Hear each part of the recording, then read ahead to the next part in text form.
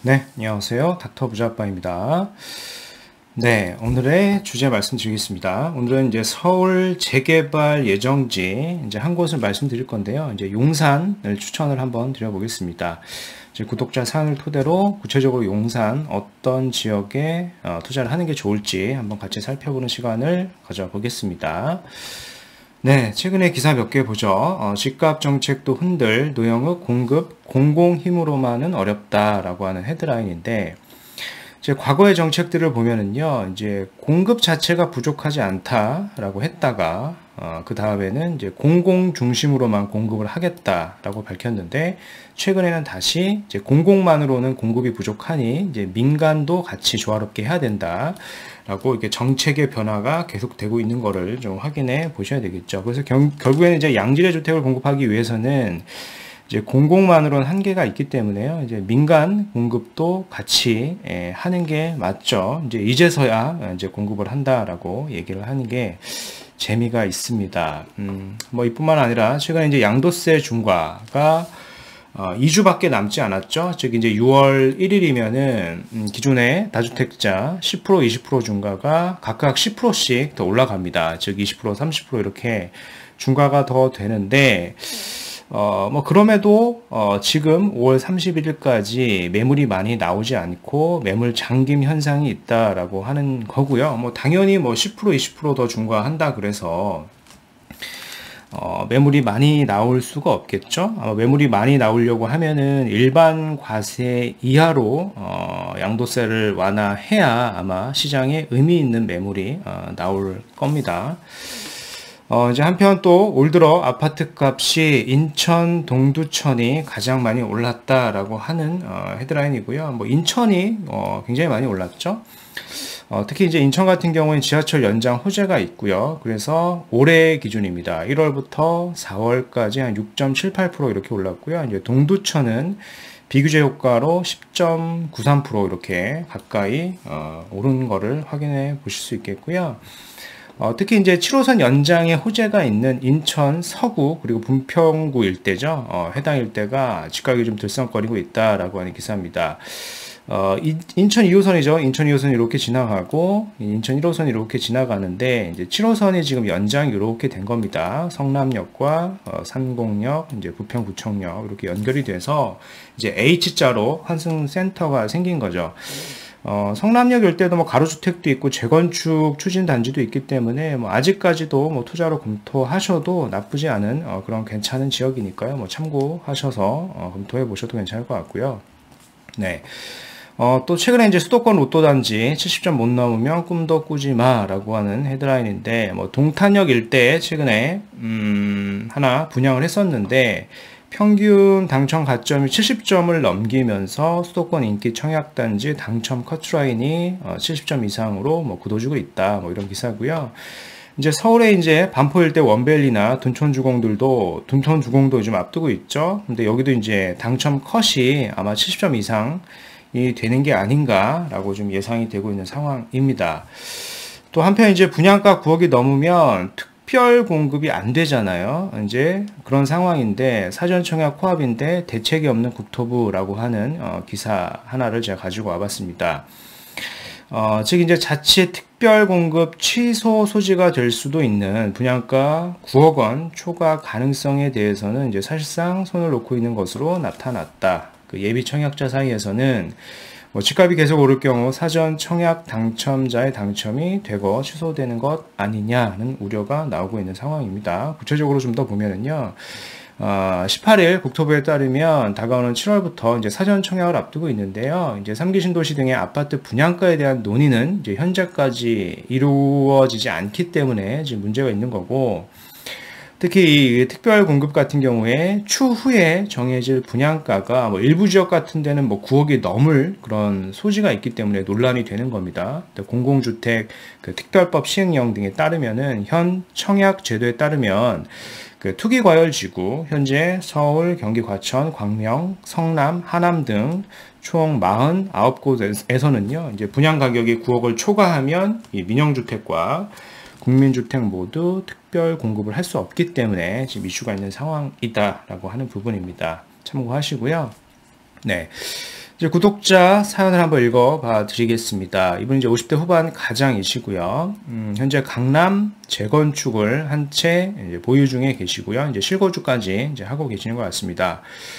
앞으로도 강남의 아파트는 계속 보유할 예정입니다. 라고 하셨고요. 예, 물론 이제 당연히 강남에 어떤 아파트를 가지고 계신지 모르겠지만, 이제 보유하시는 거는, 저도 이제 찬성 의견을 드리겠고, 이제 별도로 여유 자금이 약 3억 정도 있다라고 하셨습니다. 그래서 이거 투자를 고려하고 계시는데요. 근데 이제 아파트를 매수하게 되면 이미 이제 강남에 고가주택을 가지고 계시기 때문에 좀 종부세 부담이 될 것 같다라고 이렇게 사연을 주셨고, 그렇다 보니 이제 다세대 빌라를 고려 중에 있다라고 하십니다. 현재 검토 중인 지역은 뭐 자양동 일대 한강변을 보고 계신 것 같고요. 뭐 3억 내외로 투자가 가능해 보이는데 다소 결정을 하기가 어렵습니다. 뭐 괜찮은지와 여기 말고 더 좋은 투자처가 있다면 추천 부탁드립니다. 라고 이렇게 사연을 주셨고요. 네, 뭐 아파트도 갭 투자를 할 수 있는 자금이긴 합니다. 이 3억 정도의 자금이라고 하면은요. 근데 뭐 소득이 이제 줄고 있는 상황에서 이제 종부세 부담도 되시니까 상대적으로 좀 공주가가 낮은, 그리고 재개발 예정지 뭐 다세대 빌라를 보고 계신 것 같고요. 뭐 괜찮은 선택이 될 수 있다라고 좀 생각이 됩니다. 그래서 뭐 검토하고 계신 지역이 자양동 일대이신 것 같아요. 뭐 자양동 뭐 한강변 일대라고 하면은 아마 이제 자양 4동을 얘기하시는 것 같습니다. 그래서 이 앞쪽에 한강변 일대가 뭐 개발 가능성도 있어서 뭐 움직임이 자체적으로 있기는 한데요. 근데 여기가 이제 최근에 어떤 신축에 대한 이슈도 좀 있고요. 그리고 짧은 기간 안에 다세대 빌라임에도 시세가 좀 굉장히 많이 상승을 했기 때문에 저는 3억 정도 자금이라면 이 자양동 일대보다는요, 좀 더 입지가 좋고요, 미래 가치가 있고 개발 가능성이 좀 더 높은 지역인 좀 용산 쪽으로 가는 게 어떨까라고 좀 의견을 전 드리고 싶거든요. 그래서 용산 일대를 저는 추천을 드리니까 여기도 한번 참조를 하셔서 검토를 해 보시는 걸로 좀 의견을 드리겠고요. 네. 일단 뭐 용산 하면 뭐 대표적인 게 이제 한남 뉴타운이죠. 한남 뉴타운 중에서 현재 지금 한남 3구역이 가장 지금 사업 속도를 내고 있는 상황이고요. 여기가 이제 사업이 잘 된다라고 하면은 뭐 이런 식의 이제 조감도를 향후에 가지게 될 겁니다. 이제 한강도 보이는 지역이 있을 거예요. 그래서 이런 식의 한남 뉴타운이 될 건데, 이런 식으로 향후에 신축으로 입주가 되면 뭐 바로 인근에 이미 뭐 나인원 한남이라던가 이런 한남 더일 같은 고급 아파트 단지가 있죠. 그래서 이 정도의 아파트 시세를 충분히 맞춰갈 수 있는 곳이기 때문에 뭐 이런 지역 옆에 재개발 예정지에 투자를 하시는 게 자양동에 투자하시는 것보다 더 좋은 선택이 될 수 있겠죠. 뭐 이뿐만 아니라 뭐 용산은 보시는 것처럼 말로 설명 뭐 나열하기도 어려울 정도로 많은 호재들을 좀 품고 있습니다. 뭐 대표적인 게 용산역 일대 뭐 정비창 부지 개발도 있고요. 뭐 용산 공원도 있고, 뭐 용산 혁신 지구도 있고, 뭐 용산병원 부지 일대 개발 계획도 있고요. 아마 향후에 서울 내에서 뭐 대한민국 전체라고 봐도 무방할 것 같습니다. 10년 내에 뭐 가장 많이 변할 지역이 아마 용산이 아닐까라고 좀 생각이 되고요. 그래서 용산에 내가 뭐 하나 뭐 재개발 지역이든 뭐 아파트든 가지고 있냐 없냐가 향후에 자산 격차를 크게 벌릴 수 있다라고 좀 생각이 되기 때문에요. 뭐 일이 좀 투자를 해 보시는 것도 좋을 것 같습니다. 네. 뭐 많은 구역이 있겠지만 이제 3억 정도면은 이제 원효로 일대를 한번 검토해 보시면은 도움이 되실 것 같고요. 일단 과거에 여기 같은 경우에는 재건축 정비구역으로 좀 지정이 됐다가 2017년 경에 좀 해제가 됐던 구역이 있습니다. 그래서 여기 구역을 한번 최근에 또 다시 그런 움직임이 있고, 좀 노후도를 제가 살펴봐도 어느 정도 노후도 좀 충족이 되어 있고요. 뭐 일부 뭐 신축이 있긴 하지만 뭐 신축이 계속 들어올 수 있는 그런 상황도 아니라고 제가 판단이 돼서 여기를 좀 한번 검토해 보시면 될 것 같고요. 이제 단 여기 같은 경우에는 구역이 블럭이 한 3개 정도로 좀 나뉘어져 있습니다. 그래서 1구역, 2구역, 3구역으로 좀 나눠서 좀 진행이 되고 있으니까 아무 구역이나 이렇게 매수를 하시면 안 되고 해당하는 구역을 잘 선별해서 매수를 검토하시는 게 도움이 되실 것 같고요.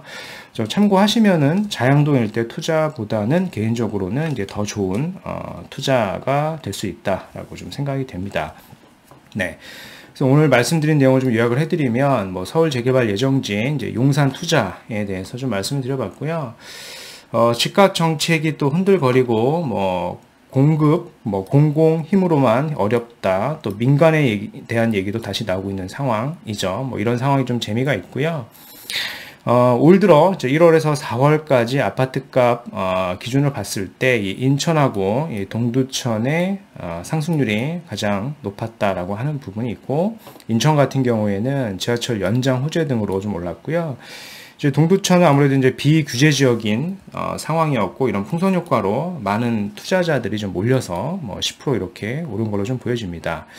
그래서 오늘은 이제 구독자 사연 중에 50대 강남 거주자이시고요. 현재 여유자금이 한 3억 정도 가지고 계신데 재개발 예정지를 투자 검토하고 계시는 것 같은데요. 그래서 저는 이 자양동보다는 용산 원효로 3가 일대를 저는 추천을 드리고요. 제가 봤을 때 이제 신축 비율이나 노후도를 고려해 봤을 때 개발 가능성이 있습니다. 그래서 여기를 좀 추천드리겠고, 구역이 한 3개 정도 있으니까 해당하는 구역 내를 좀 매수하시는 게 좋겠죠. 네, 그래서 오늘 제가 준비한 영상은 여기까지이고요. 제 영상이 좀 도움이 되셨으면 구독하기, 좋아요, 알림 설정까지 한번 부탁드리겠습니다. 이상 닥터부자 아빠였습니다. 감사합니다.